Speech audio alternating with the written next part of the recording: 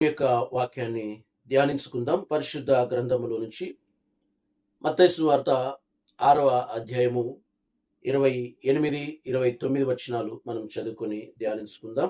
మత్తయి సువార్త 6వ అధ్యాయము 28, 29 వచనాలు చదువుకొని ధ్యానించుకుందాం. వస్త్రమును గూర్చి మీరు చింతింపనేలా, అడవి పువ్వులు ఎలాగెదుగుచున్నావో ఆలోచించుడి. అవి కష్టపడవు, వడకవు. ఆయనను తన సమస్త వైభవంతో కూడిన సొలొమోను సైతం వీటిలో ఒకదాని వలనైనను అలంకరింపబడలేదు. ప్రభునందు ప్రియులరా, మరి యేసుక్రీస్తు వారు ప్రాముఖ్యంగా ఈ మత్తయి సువార్త 6వ అధ్యాయము 25 నుంచి ఈ చివరి వచనాల వరకు కూడా మనం చదివితే ఆయన చింతించకండి అని చెప్తుంటున్నాడు. మొదటగా చింతించకండి అని చెప్తూ ఎందుకు చింతించకూడదో కూడా కారణాలు ఇస్తుంటున్నాడు. ఆ తర్వాత ఉదాహరణలు కూడా ఇస్తుంటున్నాడు. మొదటగా ఎందుకు చింతించొద్దండి అని చెప్తుంటున్నాడంటే, ఆహారము కంటే ప్రాణం గొప్పది, వస్త్రాల కంటే దేహమును గొప్పవి. కాబట్టి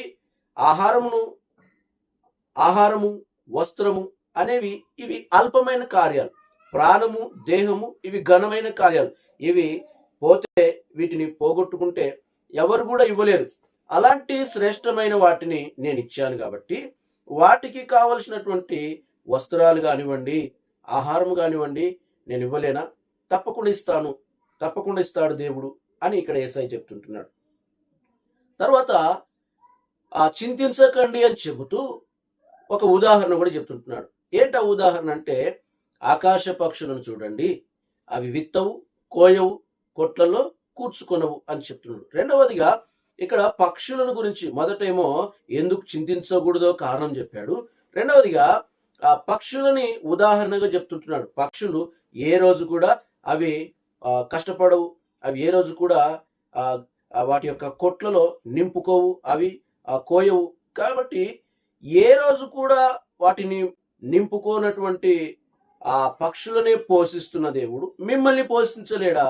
నిశ్చయముగా పోషిస్తాడు. అవి ఒక్కొక్క రోజు అడవికి దూర ప్రాంతాలు వెళ్ళినప్పుడు కూడా దేవుడు వాటికి గింజలు ఉండునట్లుగా, దేవుడు వాటికి ఆహారం ఉండునట్లుగా వాటిని పోషిస్తున్నాడు. కాబట్టి మిమ్మల్ని కూడా నిశ్చయముగా పోషిస్తాడు, మీరు వాటికంటే కూడా బహుశ్రేష్ఠులు అని చెప్పేసి ఇక్కడ యేసయ్య ఒక చక్కని ఉదాహరణ చెప్తున్నాడు.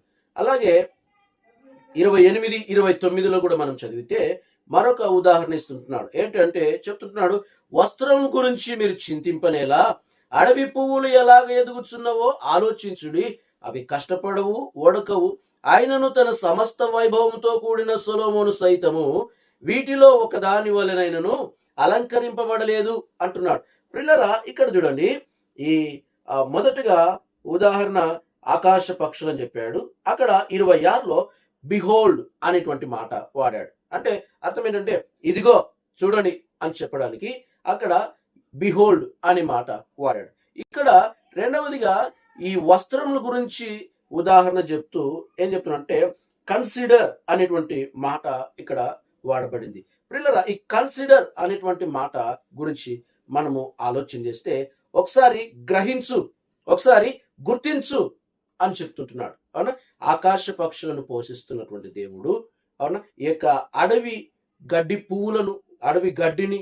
పువ్వులను పోషిస్తున్నటువంటి దేవుడు మిమ్మల్ని పోషించరా అనేటువంటి దాని గురించి మాట్లాడుతున్నాడు. ప్రియులారా, ఇక్కడ చూడండి, అడవి పువ్వులను చూడండి, అవి కష్టపడవు, వడకవు అని చెప్తుంటున్నాడు. అవునా? ఈ అడవి పువ్వులను, అడవి గడ్డిని మనము గమనించినట్లయితే, పాలస్తీనా ఆ ప్రాంతాల్లో మనం గమనించినట్లయితే ఈ గడ్డి పువ్వులు ప్రాముఖ్యంగా అవి ఎలాంటివంటే, ఏ పువ్వునైనా తీసుకోండి, ఒకరోజు అది పుష్పించి వికసించి సాయంత్రంలోగా వాడిపోతుంటుంది. అవునా? సాయంత్రంలోగా వాడిపోతుంటుంది. అయితే దీనికి, ఈ పువ్వుకి ఉదాహరణగా సొలొమోను యాడ్ చేసి సొలొమోనుతో పోల్చి ఇక్కడ చెప్తుంటున్నాడు. చూడండి ఏమంటున్నాడంటే, ఆ పువ్వులతో సొలొమోను జీవితాన్ని పోలుస్తూ, వాస్తవానికి సొలొమోను జీవితాన్ని మనం గమనిస్తే ఈ భూమి మీద అతనిని మించిన ధనవంతుడు లేడు, అతన్ని మించినటువంటి విలాసమైనటువంటి జీవితాన్ని జీవించినటువంటి మనుషులు కూడా ఏ ఒక్కరు లేరు. అలాంటి ఆ సొలొమోనుతో ఈ గడ్డి పూలను పోలుస్తూ ఏం చెప్తుంటున్నంటే, సొలొమోను ఎంత ఆడంబరంగా జీవించినా, ఎంత విలువైన వస్త్రాలు వేసుకున్నా, ఈ యొక్క సొలొమోను గురించి అక్కడ చెప్తూ ఏం చెప్తుంటే, ఆయనకి ఎంత డబ్బున్నా తనకున్నటువంటి డబ్బంతా కూడా వెచ్చించి ఆయన దుస్తులు ధరించిన ఏ రోజు కూడా ఈ అడవి పువ్వుల యొక్క అంత శ్రేష్టమైనటువంటివి, వాటికంటే శ్రేష్టమైనటువంటి దుస్తులు సొలొమోను ధరించలేదు అని చెప్తుంటున్నాడు. హల్లెలూయా. కాబట్టి ప్రియులారా, ఇక్కడ దేవుడు ఆ గడ్డి పువ్వులనే దేవుడు ఒక్క రోజు పూసి సాయంత్రంలోగా వాడిపోయేటువంటి వాటినే అంత సౌందర్యంగా, అంత పరిమళ వాసన కలిగినటువంటిగా సృష్టించినప్పుడు, అదే గడ్డిని సాయంకాలము వాళ్ళు దాన్ని కోసుకొని ఆ రొట్టెలు వేసుకోవడానికి పొయ్యి కిందికి ఉపయోగిస్తారంట. కానీ చూడండి పిల్లరా, ఒక్క రోజు పుష్పించి సాయంత్రంలోగా వాడిపోయేటువంటి అడవి గడ్డిని, అడవి పువ్వులనే దేవుడు ఇంత సౌందర్యవంతంగా చేస్తే, మరి మన యొక్క అవసరతలు తీర్చలేడా దేవుడు? మన కొరతలు తీర్చలేడా దేవుడు? నిశ్చయముగా తీరుస్తాడు. అందుకే దేవుడు అక్కడ ఈ యొక్క సొలొమోను గురించినటువంటి ఉదాహరణ ఏం చెప్తుంటున్నా అంటే, అవి ఒక్కరోజే ఉంటాయి, మరుసటి రోజు ఉండవు.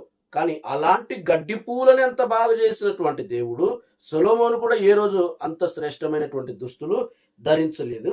కాబట్టి మరి నిశ్చయముగా మీకు ఆయన వస్త్రములు అనుగ్రహిస్తాడు అని దాని గురించి చెప్తుంటున్నాడు. కాబట్టి ప్రియులారా, దేవుని మీద మనం నమ్మిక ఉంచినప్పుడు, దేవునిని ఆనుకొని మనం జీవించినప్పుడు, మన ప్రతి అవసరతలు, మన కొరతలన్నిటిని కూడా ఆయన తీర్చేటువంటి దేవుడు. గడ్డి పూల కంటే మనం శ్రేష్టమైన వారు. మన ప్రతి అవసరతను కూడా ఆయన తీర్చే దేవుడిగా ఉంటున్నాడు. కనుక ఏమి తినాలి, ఏమి తాగాలి, ఏమి ధరించుకోవాలనేటువంటి దానిని గురించి చింతించకుండా, ఈ జీవితం మనకు అనుగ్రహించింది దేవుడు, దీనిని ప్రారంభించిందే దేవుడు. ఈ జీవితానికి వస్త్రాలు అవసరం, ఆహారము అవసరం. ఈ యొక్క ప్రాణం బ్రతకాలంటే తప్పనిసరిగా ఆహారం అవసరం. ఈ దేహము అందంగా ఉండాలంటే చక్కని వస్త్రాలు అవసరం. కాబట్టి వాటికి కావలసినటువంటి ఆహారమును, వస్త్రాలను తప్పకుండా దేవుడు అనుగ్రహిస్తాడు. కాబట్టి ఒక్కొక్క రోజు కూడా పక్షులు ఏ విధంగా అయితే దేవుని మీద ఆధారపడి దేవుడే నా అవసరతలు తీరుస్తాడు, దేవుడే నా కొరతలు తీరుస్తాడని నమ్మిక కలిగేవి దూర ప్రాంతం వెళ్ళి అవి ఆహారాన్ని భుజిస్తాయో, దేవుడే మాకు ఆహారాన్ని సిద్ధపరిచి ఉంచుతాడని నమ్ముతుంటున్నాయో, ప్రియులారా, ఈ దినాన దేవుని పిల్లలుగా మనము కూడా ఒక్కొక్క రోజు కూడా, దేవా ఈ జీవితాన్ని నీవిచ్చావు, ఈ జీవితం కొనసాగాలంటే దీనికి ఆహారం అవసరం, నీవిస్తావు, నీవు అనుగ్రహిస్తావు.